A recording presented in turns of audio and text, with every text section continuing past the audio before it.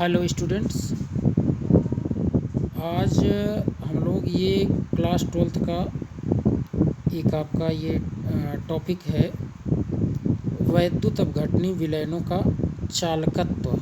वैद्युत अपघटनी विलयन जो होता है, जैसे वैद्युत अपघटनी सेल आप पढ़े थे, एक ही पात्र में एनोड और कैथोड होता है।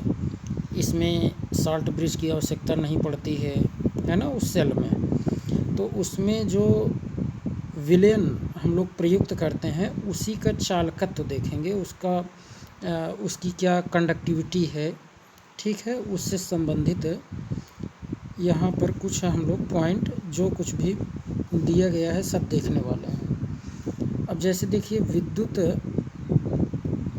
के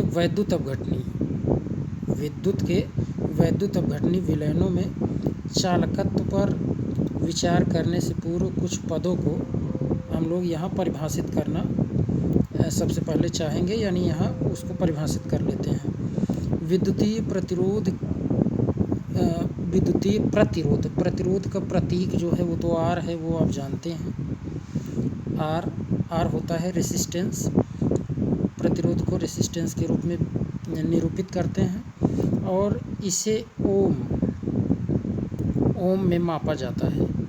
यानी प्रतिरोध का अगर पूछा जाए यूनिट क्या है तो आप बताएंगे ओम होता है, जो कि एसआई इकाई में यानी इंटरनेशनल सिस्टम में इसी को क्या कहते हैं, किलोग्राम मीटर स्क्वायर प्रति सीमेंस क्यूब। और ए देख रहे हैं, ए क्या है, एरिया यानी क्षेत्रफल का स्क्वायर, इसी के ये बराबर होता है। मतलब हम लोग ये कह सकते हैं कि जो ओम है, ओम जिसे आप कह रहे हैं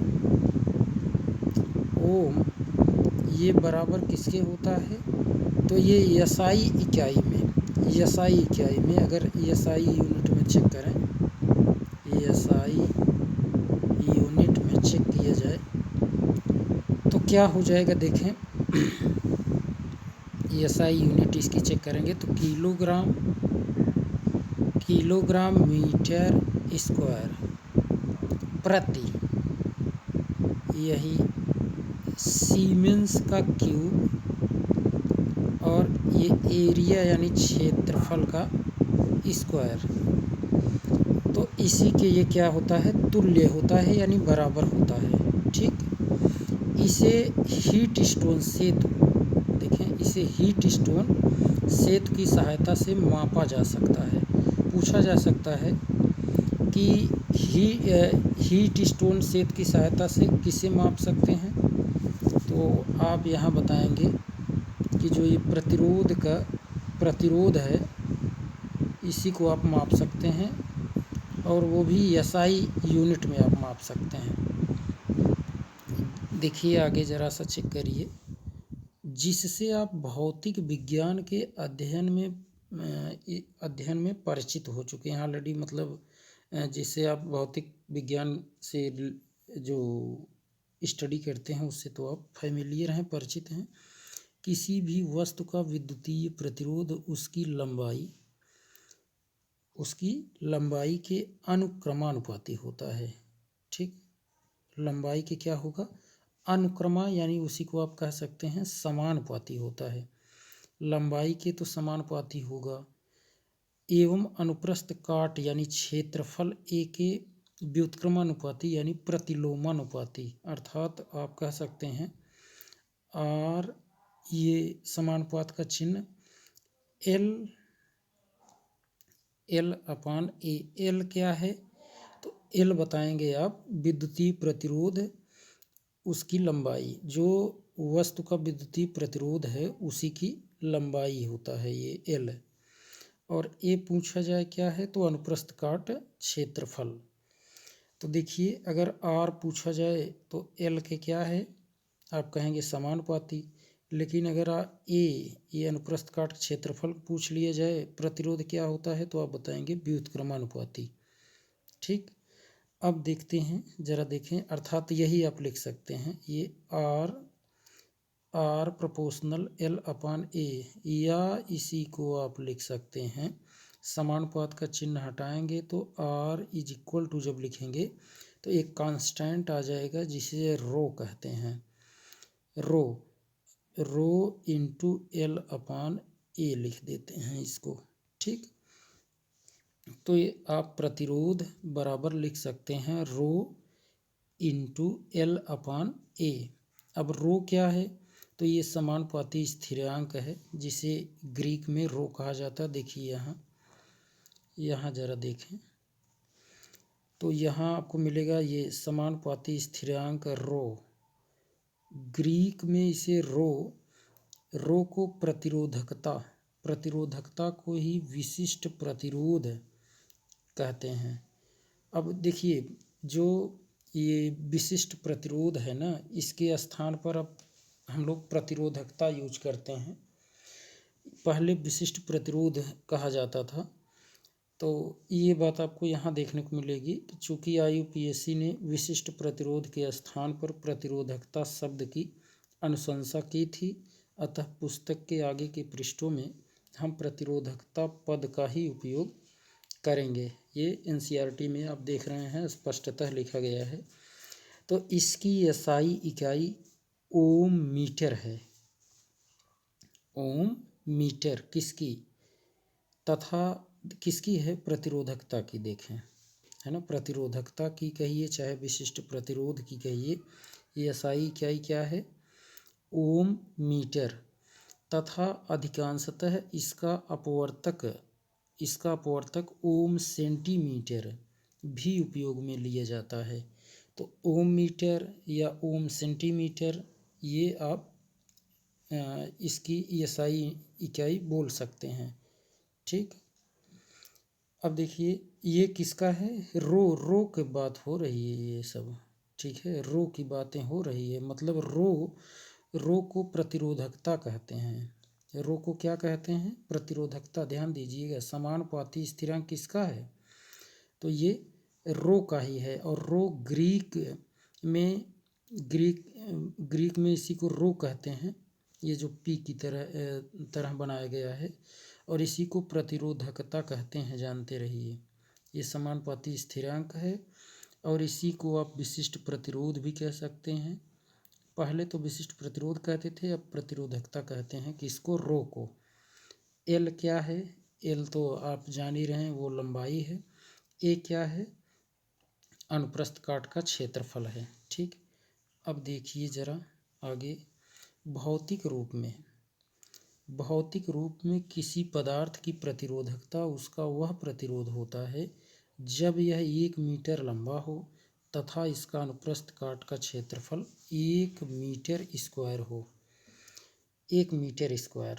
ठीक, तो यह देखा जा सकता है कि देखिए 1 ओम मीटर को आप क्या लिख सकते हैं, 100 ओम सेंटीमीटर, सेंटीमीटर में चेंज करेंगे 1 मीटर को तो क्या हो जाएगा, 100 सेंटीमीटर हो जाएगा। तो 1 ओम मीटर बराबर 100 ओम सेंटीमीटर, या 1 ओम सेंटीमीटर बराबर, अगर इसको मीटर में बदलें 1 ओम सेंटीमीटर को, तो अब आप उसी में 100 का डिवाइड कर देंगे तो जान रहे हैं कितना हो जाएगा, 0.01 ओम मीटर हो जाएगा। देखिए ये जानते रहिए, 1 ओम सेंटीमीटर बराबर ये है, और ये कितना है, 1 ओम मीटर बराबर, तो इसको जानते रहिए। और प्रतिरोध आर का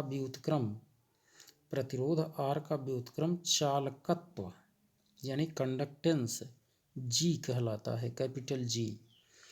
अब यहाँ जैसे पूछा जाएगा प्रतिरोध आर का व्युत्क्रम क्या है, तब तो आप बताएंगे चालकत्व होता है। ठीक है, रो अगर पूछा जाए तो प्रतिरोधकता है, जानते रहिए। उसकी SI यूनिट पूछ ली जाए अगर, तो आप बताएंगे क्या, किसकी SI यूनिट, रो की कह रहे हैं, रो की SI यूनिट पूछा जाए तो आप बताएंगे ओम मीटर। क्या बताएंगे, ओम मीटर। ठीक है, ओम मीटर यहाँ लिखा गया है, देख लीजिए, ओम मीटर। ठीक, ओम मीटर, और इसको ओम सेंटीमीटर में भी उपयोग किया जाता है। ओम मीटर जानते रहिए, SI इकाई। अब देखिए ज़रा, जैसे जो यहाँ आप देख रहे हैं ये R, वही रेसिस्टेंस, इसका अगर व्युत्क्रम देख कहेंगे तो व्युत्क्रम को, इसी के व्युत्क्रम को क्या कहते हैं? चालकत्व कहते हैं, और चालकत्व को कैपिटल G से डिनोट करते हैं।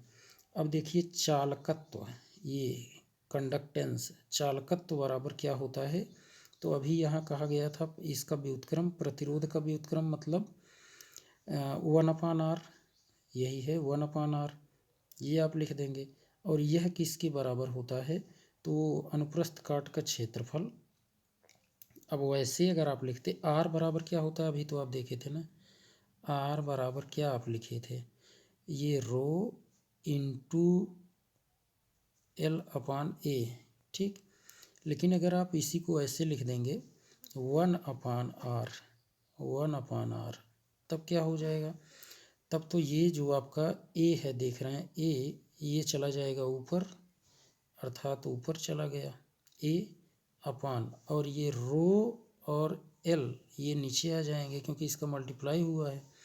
तो यहाँ आप लिखेंगे रो L, ठीक, ये हो गया। और इसी को आप लिख सकते हैं, देखिए इसी को आप लिख सकते हैं, ये के देख रहे हैं, के मतलब यहाँ कप्पा से है, के मतलब कप्पा, ठीक।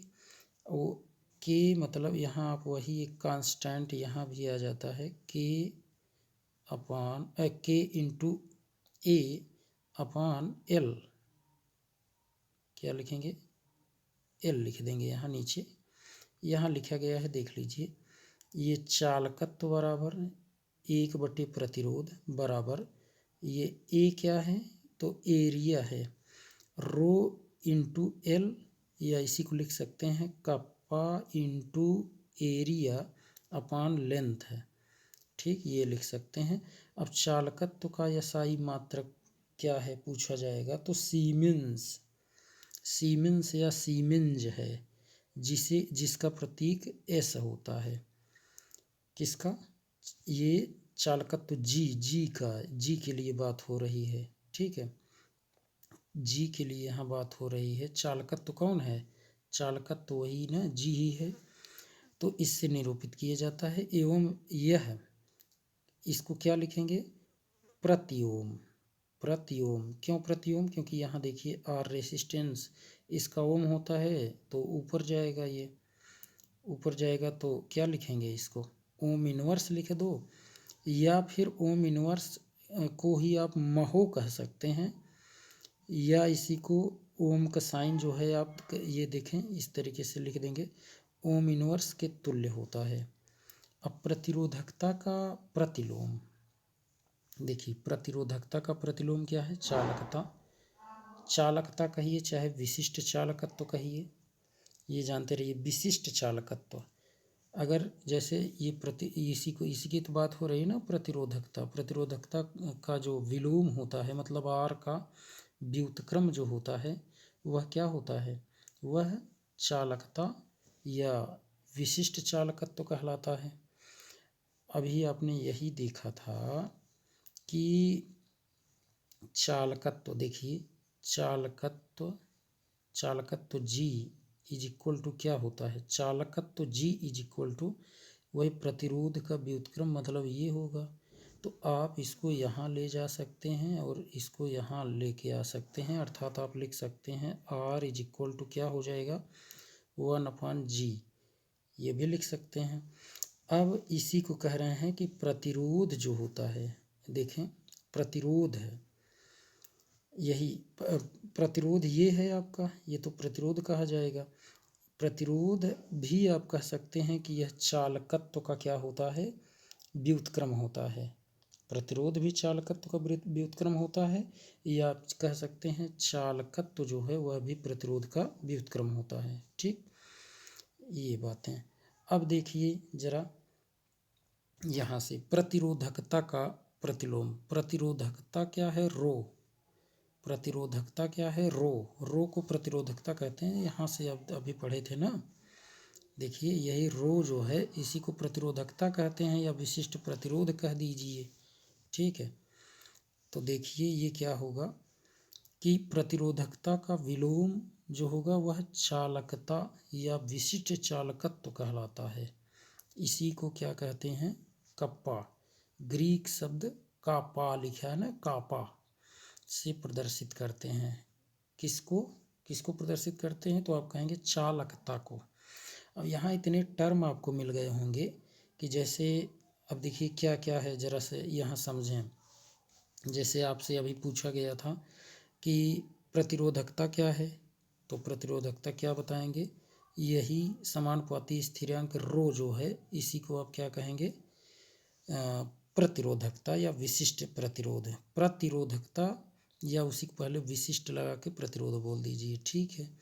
और अगर आपसे कहा जाए कप्पा क्या है, कप्पा, तो कप्पा के लिए आप ये बताएंगे कि कप्पा जो है यह विशिष्ट चालकत्व है, या इसी को चालकता कहते हैं। ये जो कप्पा देख रहे हैं यहाँ, ठीक, इसी को चालकता या विशिष्ट चालकत्व कहलाता है, जिसे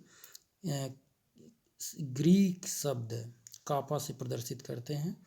IUPAC ने विशिष्ट चालकत्व के स्थान पर चालकता शब्द की अनुशंसा की, ठीक। जैसे अभी आपने वहाँ देखा था विशिष्ट प्रतिरोध के स्थान पर क्या उपयोग किया गया था? प्रतिरोधकता।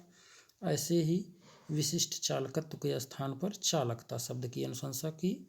अतः आगे पुस्तक में हम लोग चालकता शब्द का ही उपयोग करेंगे, ठीक। चालकता के SI मात्रक सीमेंस प्रति मीटर है। देखिए ये सब याद रखे रहना है। चालकता की SI मात्रक क्या है? सीमेंस प्रति मीटर। परंतु प्रायः कप्पा को सीमेंस प्रति सेंटीमीटर में व्यक्त किया जाता है। सामान्य रूप में क्या SI मात्रक तो सीमेंस प्रति मीटर है, लेकिन इसी को सीमेंस प्रति सेंटीमीटर में भी व्यक्त किया जाता है। किसी पदार्थ की सीमेंस प्रति मीटर में चालकता इसका वह चालकत्व है जब यह 1 मीटर लंबा हो।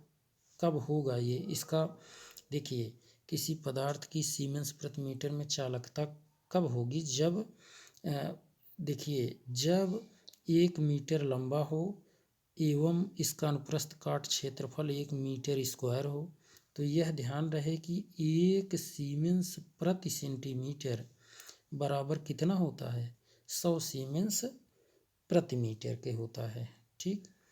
तो ये जानते रहिए। अब इससे देखिए, अब यहाँ आपको एक टेबल दिखेगा और इसमें चालकता के मान में काफ़ी भिन्नता होती है। यह पदार्थ की किस पर डिपेंड करता है? उसकी प्रकृति पर निर्भर करता है। यह उस ताप दाब पर भी निर्भर करता है। उसका जो ताप और दाब होता है उस पर भी डिपेंडेंट होता है। क्या? उसकी चालकता का मान।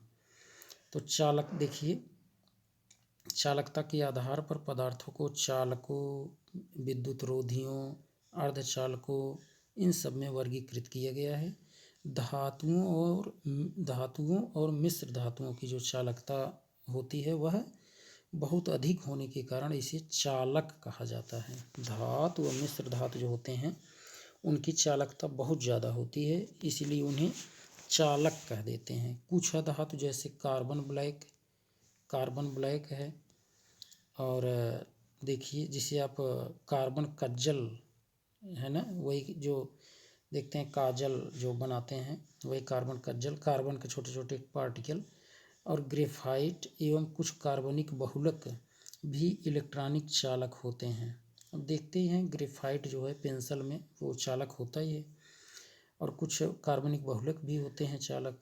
इसके अलावा देखिए कांच, चीनी मिट्टी आदि जैसे पदार्थ जिनकी चालकता बहुत कम होती है, इन्हें विद्युत रोधी कहते हैं। कुछ पदार्थ जैसे सिलिकॉन हुआ, डोपित सिलिकॉन हुआ, जैसे N टाइप P टाइप आप देखे थे, गैलियम आर्सेनाइड हुआ, इनकी चालकता चालकों एवं प्रतिरोधियों के मध्य होती है। मतलब जो प्रतिरोधी होते हैं यानी विद्युत रोधी होते हैं और चालक होते हैं उनके मध्य होती है। इन्हीं को अर्धचालक कहते हैं। एवं ये महत्वपूर्ण इलेक्ट्रॉनिक पदार्थ हैं। कुछ पदार्थ जिन्हें परिभाषित रूप में अतिचालक कहते हैं। और शून्य प्रतिरोधकता या अनंत चालकता वाले भी होते हैं। जैसे अगर पूछा जाए कि ऐसी कौन सी धातु है जिसमें बहुत ज़्यादा विद्युत चालकता होती है, तो आप सिल्वर बताएंगे, है ना, चांदी, उसमें बहुत ज़्यादा इलेक्ट्रिक करंट फ्लो होता है।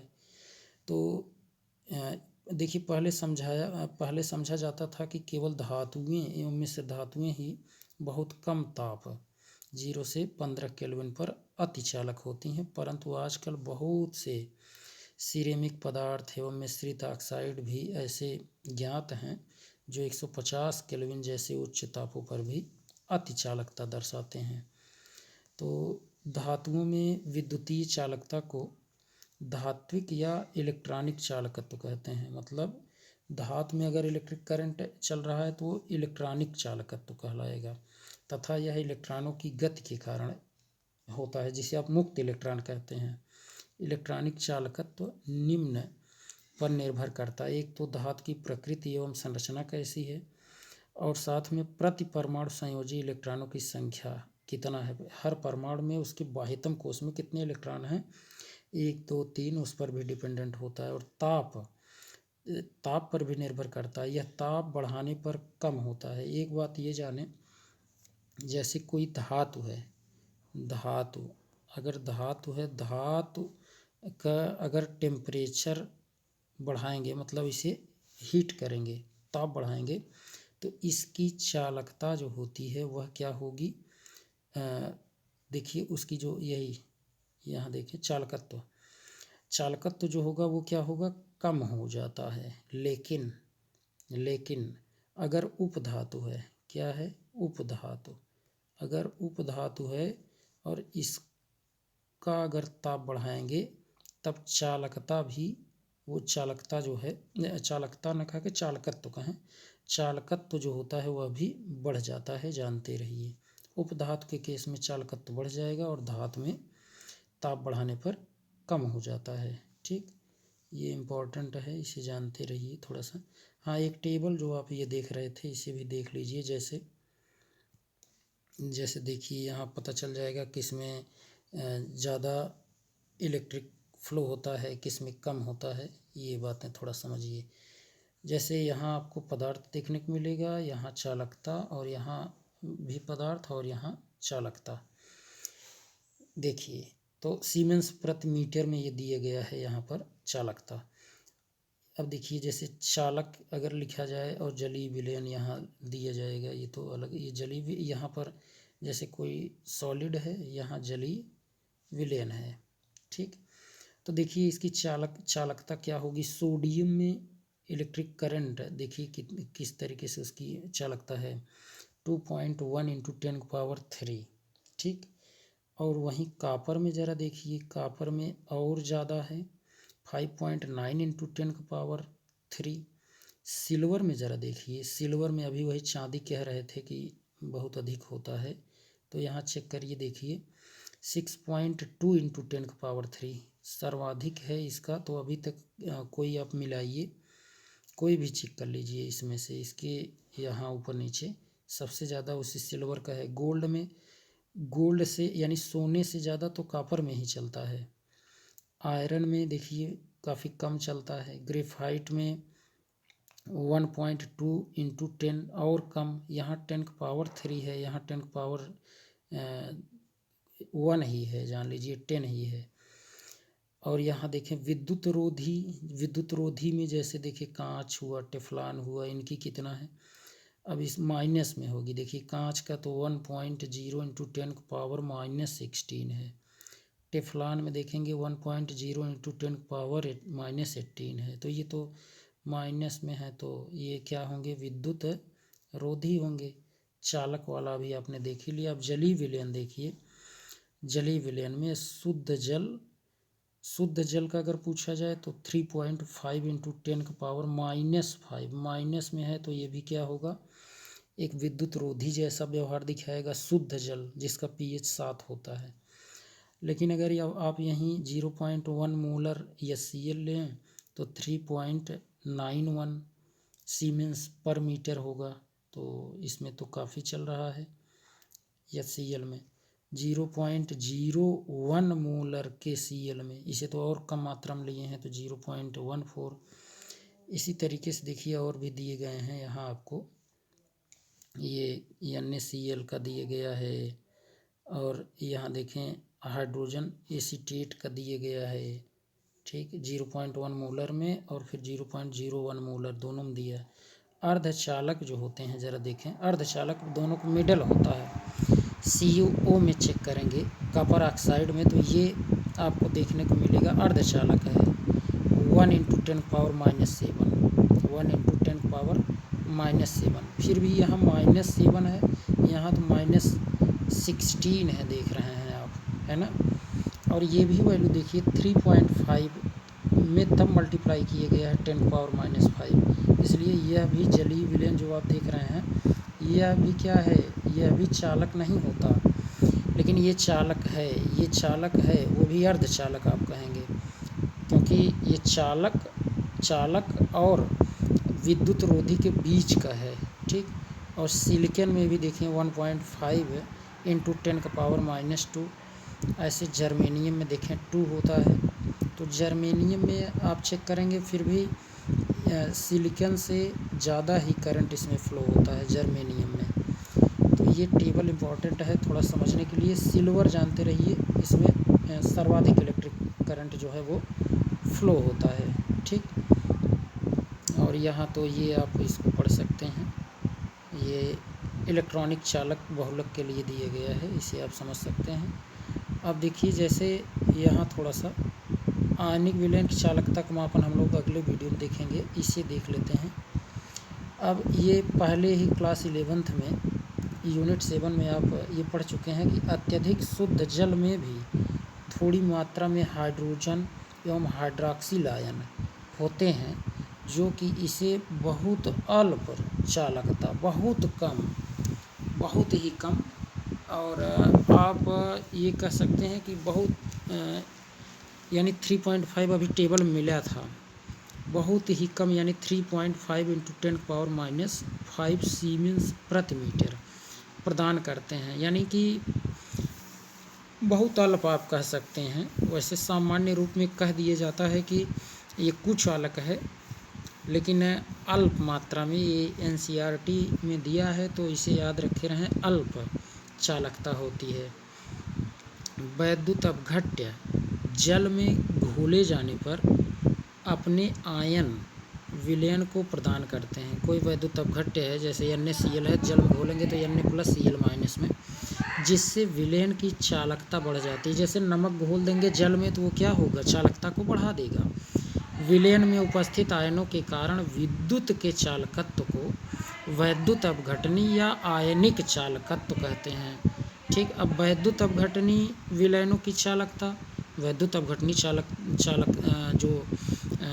वैद्युत अपघटनी जो विलयन होते हैं उसकी चालकता निम्नलिखित पर निर्भर करती है, मतलब कब ज़्यादा होगी कब कम होगी। जैसे मिलाए गए वैद्युत अपघट्य की प्रकृति, अगर वो स्ट्रांग होगा, स्ट्रांग कोई एसिड रहे, स्ट्रांग बेस रहे तो ज़्यादा उसकी चालकता होगी। उत्पन्न आयनों का आमाप एवं उसका विलायक योजन उस पर भी डिपेंडेंट होता है। विलायक की प्रकृति एवं उसकी श्यानता, विलायक की प्रकृति कैसी है, क्या उसकी विलायक की प्रकृति जो है वो चालक है, यानी यहाँ तो ध्रुवीय अध्रुवीय कहते हैं, अगर ध्रुवीय है तो ज़्यादा ही उसमें करंट फ्लो करेगा। वैद्युत अपघट्य की सांद्रता अगर ज़्यादा है तो करंट उसमें ज़्यादा फ्लो होगा। ताप बढ़ाने पर यह बढ़ती है, जब ताप बढ़ाएंगे तो ये विलयन वाले में बढ़ता है, ध्यान देना है, लेकिन मेटल में नहीं बढ़ता।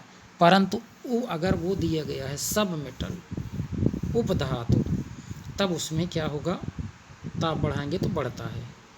ये थोड़ा सा याद रखे रहें। लंबे समय तक आयनिक विलयन में दिष्ट धारा, यानी कि यहाँ देखें DC है ना, डायरेक्ट ये करंट प्रवाहित करने पर वैद्युत रासायनिक अभिक्रिया के कारण इसका संगठन परिवर्तित हो सकता है। तो डीसी और एसी एक होता है ना, तो यहाँ दिष्ट धारा की बात हो रही है। लंबे समय तक आयनिक विलयन में दिष्ट धारा अगर प्रवाहित करते हैं तो वैद्युत रासायनिक अवक्रिया के कारण इसका संघटन परिवर्तित हो जाता है, मतलब बदल जाता है। तो ये जानते रहिए। और थोड़ा सा एक बार ये रिवाइज करवा देते हैं, ये बहुत इम्पोर्टेंट है। जैसे पूछता है इसमें, ये फार्मूला अक्सर पूछेगा आपसे, पूछ लेगा कि ऐसे पूछ लेगा प्रतिरोधकता का दूसरे किस नाम से जानते हैं, प्रतिरोधकता को दूसरे किस नाम से जानते हैं, तो आप बताएंगे विशिष्ट प्रतिरोध। देखिए यहाँ पर देखिए विशिष्ट प्रतिरोध, ठीक। पहले विशिष्ट प्रतिरोध ही जानते थे, लेकिन अब प्रतिरोधकता उसे कहा जाने लगा, ठीक। और प्रतिरोधकता है क्या, तो रो है। ये रो आया कहाँ से, तो आप जानते हैं ये प्रतिरोध समानुपाते यही होता है, वही वस्तु का विद्युतीय प्रतिरोध, उसकी लंबाई यानी L अपान ए क्या है, तो आप बताएंगे यह अनुप्रस्थ काट क्षेत्रफल है। अब यही समानुपात का चिन्ह जैसे आप हटाएंगे, R इज इक्वल टू लिखेंगे, तो ये रो आता है, रो इंटू L अपान ए। अब पूछा जाए ये रो क्या है, तो यही रो है क्या, प्रतिरोधकता या विशिष्ट प्रतिरोध है। जानते रहिए। इसका पूछा जाएगा SI मात्रक क्या है, तो ओम मीटर, क्या बताएंगे, ओम मीटर। और अधिकांशतः इसका उपयोग ओम सेंटीमीटर में भी किया जाता है, तो ये भी जानते रहिए थोड़ा सा। तो ये इम्पोर्टेंट है। R क्या है, प्रतिरोध, और यहाँ रो क्या है पूछा जाए, प्रतिरोधकता। L क्या है, तो आप बताएंगे कि वस्तु की विद्युतीय प्रतिरोध की लंबाई है। A क्या है, तो आप बताएंगे अनुप्रस्थ काट क्षेत्रफल होता है, ठीक। जैसे कोई वो वायर लिए हैं धातु का, तो उसी की बात हो रही है। और दूसरी बात यहाँ ये जानना है कि ये चालकता जो आप देख रहे हैं, चालकता, थोड़ा सा इसे जूम करते हैं, देखिए ये चालकता अगर पूछा जाए कि चालकता क्या है, तो आप बताएंगे विशिष्ट चालकत्व को ही क्या कहते हैं, चालकता कहते हैं। विशिष्ट चालकत्व को ही आप कहते हैं ये चालकता, ठीक। अब जैसे पूछा जाएगा कि इसका SI मात्रक क्या है, जैसे एक चालकत्व मिल रहा है, ध्यान दें, प्रतिरोध R का व्युत्क्रम होता है चालकत्व, जिसे कैपिटल G से डिनोट करते हैं, ठीक। और लेकिन ये जो विशिष्ट चालकत्व या चालकता की बात हो रही है, इसे K से डिनोट करते हैं। K मतलब K की तरह होता है, इसे ग्रीक शब्द में कापा कहते हैं, कापा, ठीक। ये याद रखे रहना है। अब ये पूछा जाएगा आपसे कि चालकत्व का SI मात्रक क्या है, तो आप बताएंगे सीमेंज है। चालकत्व का, चालकत्व मतलब केवल यही G का SI मात्रक है सीमेंज, ठीक। इसे कैपिटल S से लिखते हैं। या फिर इसी को कह सकते हैं प्रति ओम या महो कह सकते हैं।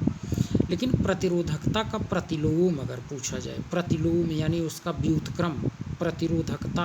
अब प्रतिरोधकता क्या है, प्रतिरोधकता क्या है, प्रतिरोधकता वही रो है, रो जो है वही प्रतिरोधकता है, अभी तो ऊपर देखे थे ना। तो इसी प्रतिरोधकता का विलोम यानी उसका व्युत्क्रम, अर्थात इसी रो का व्युत्क्रम क्या है, तो आप बताएंगे विशिष्ट चालकत्व है, जिसे लिखते हैं काप्पा। ये रो प्रोपोर्शनल 1/काप्पा, ठीक। अब इसका अगर आपसे पूछा जाए कि इसका SI मात्रक क्या है, तो आप बताएंगे सीमेंस मीटर का पावर -1, या आप कह सकते हैं सीमेंस प्रति मीटर, ठीक। या प्रायः इसको तो सीमेंस प्रति सेंटीमीटर भी कहते हैं। तो ये यहाँ से आप देख पा रहे होंगे कि देखिए चालकता के SI मात्रक, चालकता देखिए, इसी को चालकता भी कहा जाने लगा ना, विशिष्ट चालकत्व को। तो चालकता भी आप कह सकते हैं। इसका SI मात्रक वही सीमेंस प्रति मीटर, प्रायः इसको सीमेंस प्रति सेंटीमीटर में व्यक्त किया जाता है, सीमेंस प्रति मीटर। लेकिन प्रायः इसको किस में व्यक्त करते हैं, सीमेंस प्रति सेंटीमीटर में। तो ये बातें थी, इसको हम लोग अभी आप देखा है, और नेक्स्ट वीडियो में और भी पॉइंट जो होंगे हम लोग इसको देखेंगे। आज के लिए इतना ही, धन्यवाद।